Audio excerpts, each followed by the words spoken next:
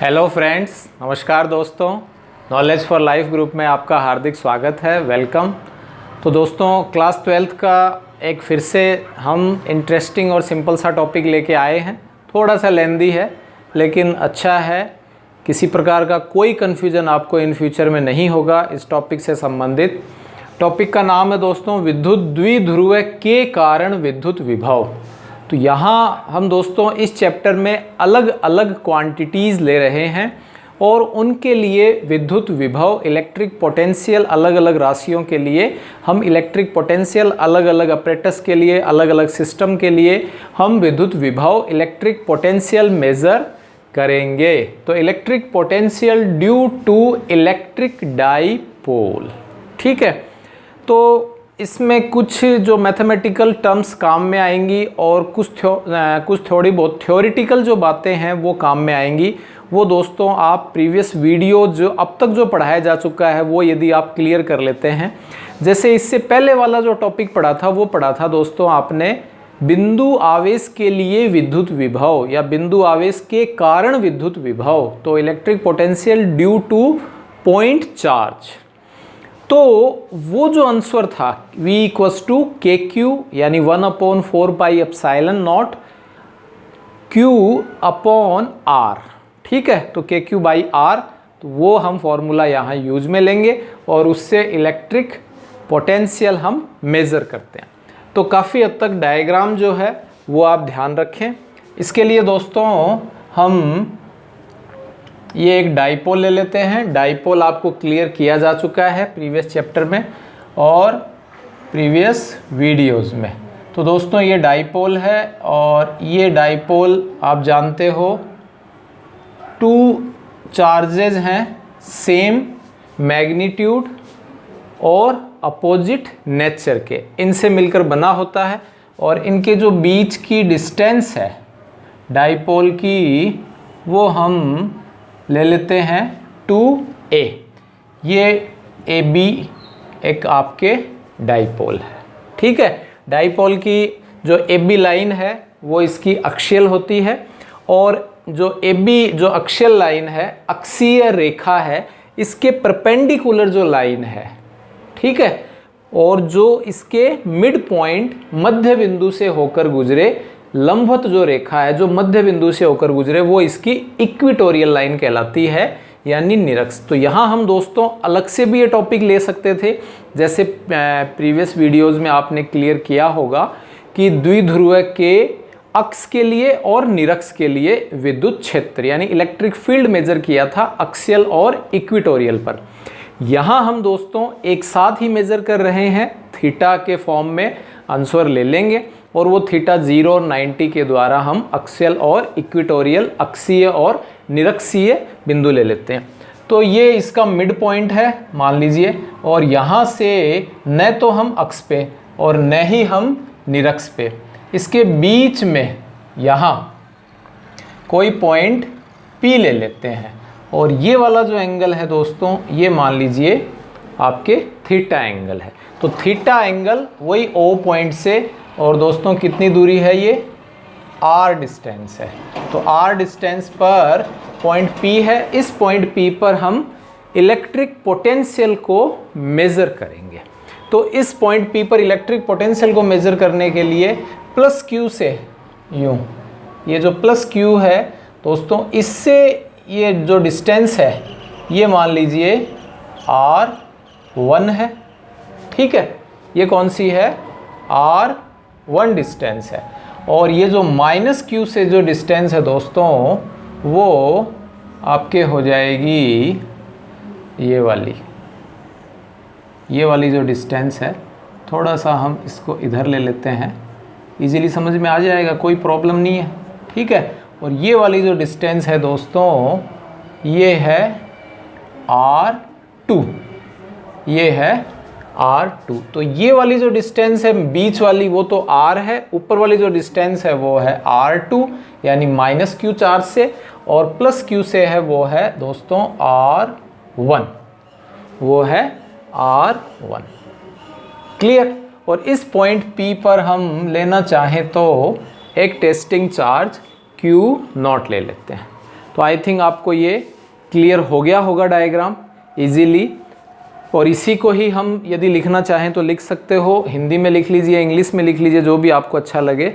और मैं यहाँ हिंदी में लिख देता हूँ, आपको इंग्लिश में साथ साथ मैं बताता जाऊँगा, ज़्यादा नहीं थोड़ा बहुत। माना कि AB एक द्विध्रुव है। Let's consider that AB is a dipole जिनके आवेशों के मध्य दूरी कितनी है दोस्तों? 2a है। ठीक है। The distance between the whose charge जिनके आवेशों के बीच की दूरी कितनी है? 2a है। तो whose distance between the charges is 2a, वो वेरी स्मॉल है, अत्यल्प है। ठीक है। तो मध्य बिंदु O से R दूरी पर P बिंदु के लिए विद्युत विभव या विभव की गणना करेंगे, या P बिंदु के लिए या P बिंदु पर। तो R दूरी से, माना कि मध्य बिंदु O से R दूरी पर P बिंदु के लिए या P बिंदु पर विद्युत विभव की गणना करेंगे। तो P बिंदु के लिए जो यहाँ हम विद्युत विभव है वो हम ले रहे हैं। तो ये भी मेरे ख्याल से क्लियर है। Now we will calculate the electric potential for point P, ठीक है, on R distance from mid point O, R दूरी से। तो इसके लिए हम दोस्तों क्या ले लेते हैं, यहाँ 2 पॉइंट ले लेंगे, एक तो प्लस Q चार्ज के कारण और एक माइनस Q चार्ज के कारण। तो प्लस Q आवेश के कारण P बिंदु पर विद्युत विभव, the electric potential on point P due to the plus Q charge. तो प्लस Q चार्ज के कारण इलेक्ट्रिक पोटेंशियल दोस्तों हम ले लेते हैं V1। क्या ले लेंगे? V1। तो V1 दोस्तों क्या हो जाएगा? KQ upon R1। KQ by R होता है, आप जानते हो, क्लियर है। ऐसे ही और ये आप जानते हो जो विभव है, पोटेंशियल है, पोटेंशियल विद्युत विभव, वो दोस्तों कैसी क्वांटिटी है? स्केलर क्वांटिटी है। वो कैसी राशि है? अदिश राशि है। कैसी राशि होती है दोस्तों? अदिश राशि होती है। तो अदिश राशि होने के कारण यहाँ कोई कंफ्यूजन नहीं है, सिर्फ सिंपल सा आपको सम कर देना है। ठीक है, कोई कंपोनेंट कोई कुछ नहीं, वो हम अलग इसमें आगे कोई कंडीशन में ले लेते हैं, वो एक अलग बात है, R की वैल्यू में से। इसी प्रकार माइनस Q आवेश के कारण बिंदु P पर विद्युत विभव, तो the electric potential on point P due to minus Q charge, minus Q आवेश के कारण बिंदु P पर विद्युत विभव। तो ये हो जाएगा दोस्तों। तो दोस्तों सिंपल सा 12th स्टैंडर्ड का है ये। ठीक है, आगे कंपटीशन के लिए अलग से हम वीडियो बनाएंगे इनको, और वो शॉर्ट नोट में रहेंगे। इनको हम इसमें जो कंसेप्चुअली और थोड़ा सा एग्जाम के पॉइंट ऑफ व्यू से जो कंपटीशन पर्पस से जो क्वेश्चन आते हैं उसको हम ज़्यादा फोकस करेंगे। तो ये हो जाएगा दोस्तों। ठीक है, तो टोटल कुल विद्युत विभव, कुल विद्युत विभव, टोटल इलेक्ट्रिक पोटेंशियल, तो टोटल इलेक्ट्रिक पोटेंशियल हो जाएगा दोस्तों V equals to V1 plus V2, V equals to V1 plus V2। दोनों को ऐड कर देंगे, ठीक है, स्केलर क्वांटिटी है, दोनों को हम ऐड कर देते हैं। तो समीकरण 1 और 2 का मान 3 में रखने पर, समीकरण 1 व 2 का मान 3 में रखने पर, ये आप लाइन लिख लीजिएगा। तो v इक्वस टू हो जाएगा दोस्तों के क्यू बाई R1 माइनस के क्यू बाई R2। यहाँ दोस्तों ये माइनस है, माइनस को प्लस से माइनस मल्टीप्लाई कर दिया तो माइनस आ गया। तो v इक्वस टू के क्यू कॉमन आ गया और ये हो जाएगा 1/R1 माइनस 1/R2। तो मैथमेटिकल है दोस्तों ज़्यादातर पार्ट, ठीक है। तो v इक्वस टू के क्यू आपने कॉमन ले लिया, एलसीएम आ जाएगा R1 R2 और ये हो जाएगा दोस्तों R2 minus R1, R2 minus R1। Clear है? ये इक्वेशन हो गया दोस्तों 4। ये इक्वेशन क्या हो जाएगी दोस्तों 4 हो जाएगी। क्लियर? अब हम इसमें दोस्तों क्या करें, सबसे पहले R1 की वैल्यू निकाल लेंगे और फिर R2 की वैल्यू निकाल लेंगे और फिर इक्वेशन 4 में हम पुट कर देंगे। क्यों करेंगे? क्योंकि हमको आंसर चाहिए दोस्तों R की फॉर्म में। R1 R2 जो हैं वो हमने सपोज किए हैं, वैसे मानना तो ये पूरा ही है डाइपोल, लेकिन ये कहीं ना कहीं है। लेकिन ये R1 R2 जो हैं इनको हम R की फॉर्म में लेने के लिए ये हम इतना काम करेंगे। तो हम क्या करें, जो दूरी R1 का मान ज्ञात करने के लिए, ठीक है, यानी to calculate the value of R1 distance. तो R1 दूरी का मान ज्ञात करने के लिए हम क्या करें, इसके लिए दोस्तों यहाँ से पॉइंट P से और OP जो रेखा है इस पर हम यूं लंब डाल देते हैं। M ले लीजिए, जो भी आप लेना चाहें, मान लीजिए M पॉइंट ले लेते हैं, ठीक है। तो हम क्या करें, B बिंदु से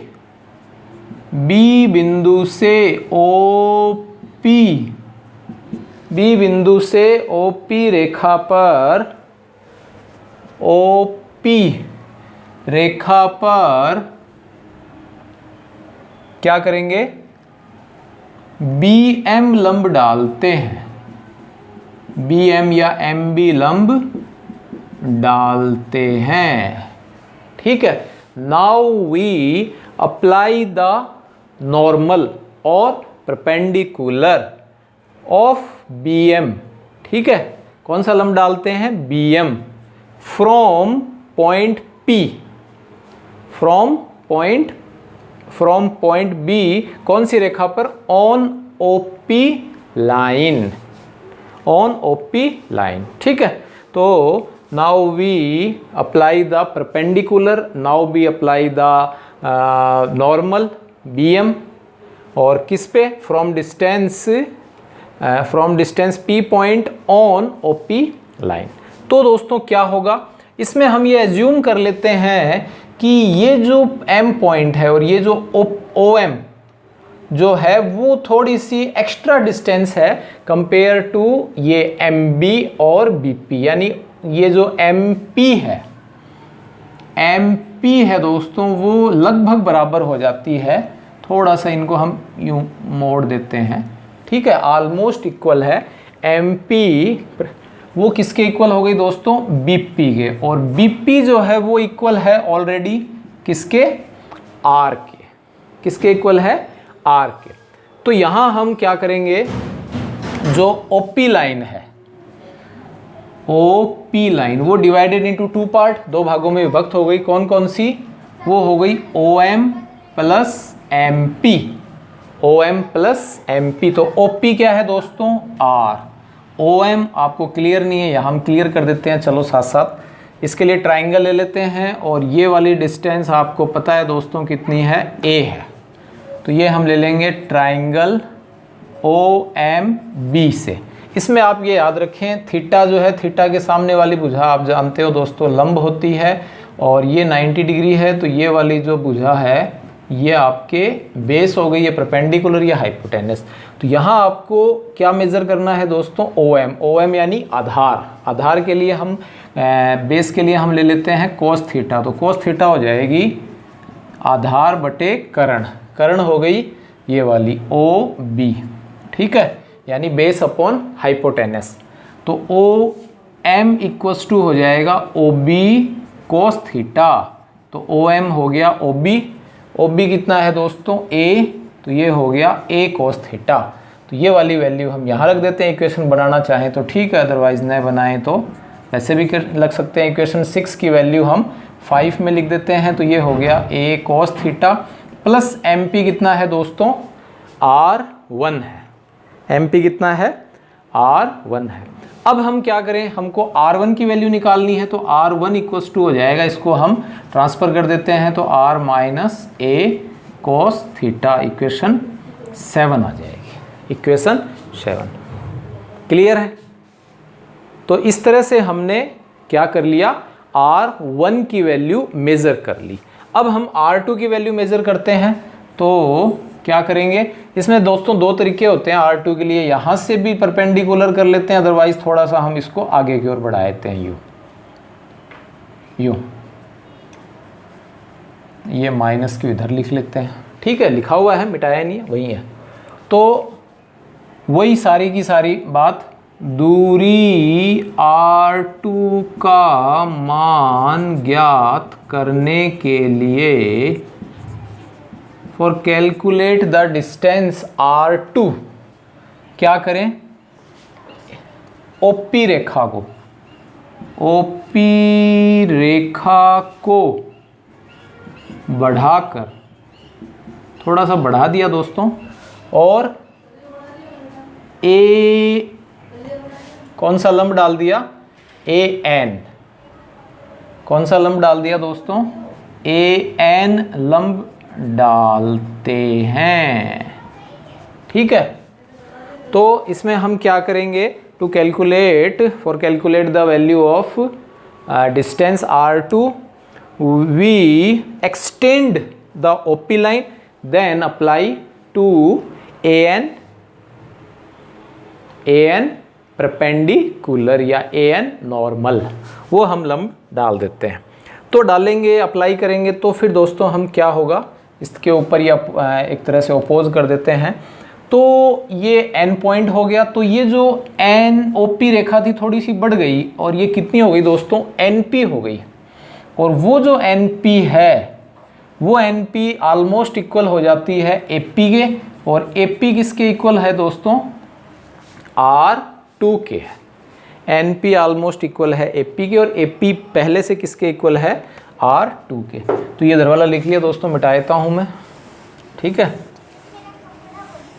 तो क्या होगा, अब ये जो NO जो लाइन थी, ये NO line divided into 2 part.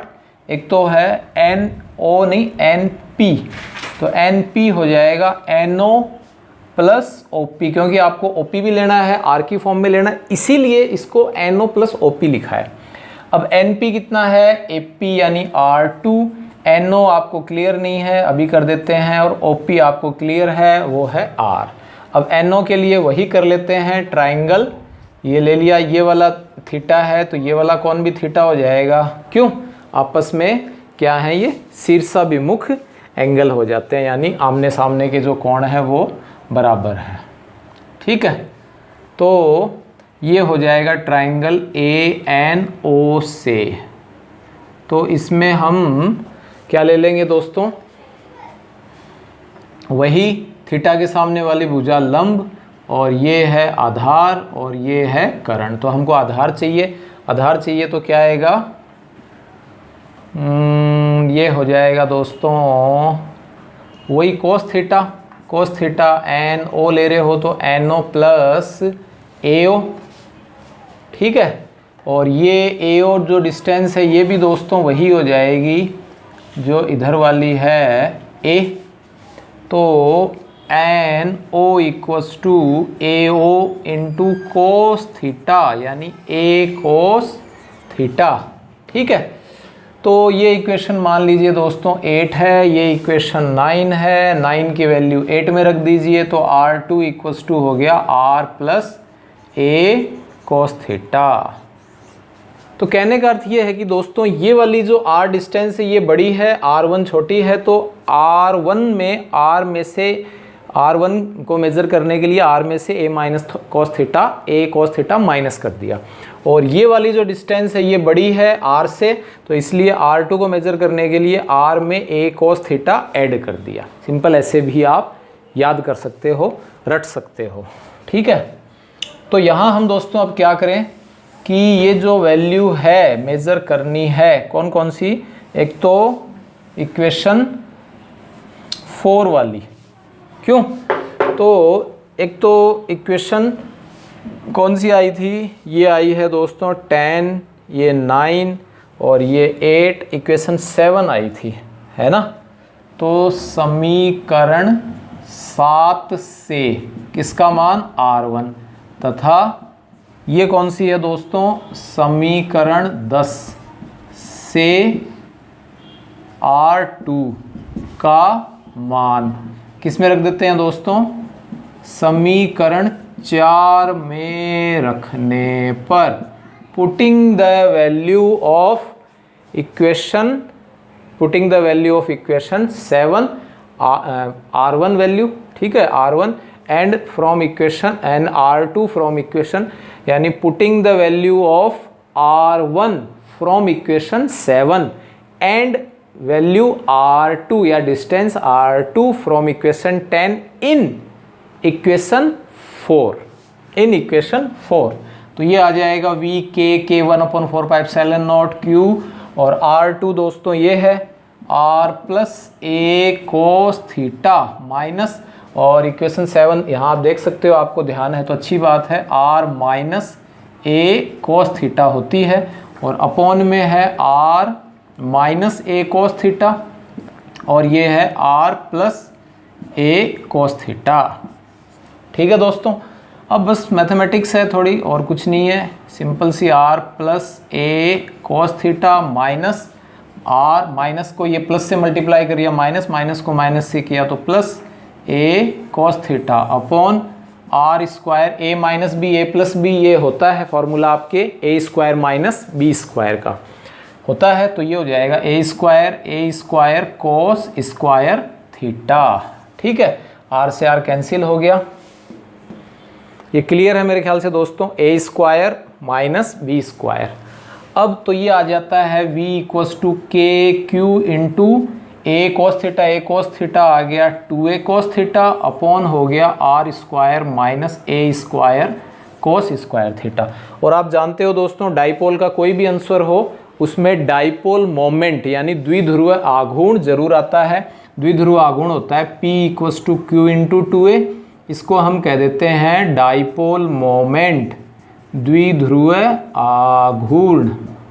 तो आपका आंसर आ जाएगा दोस्तों के पी कोस थीटा और अपॉन में है R square minus A square cos square theta. Clear दोस्तों, ये आ जाता है।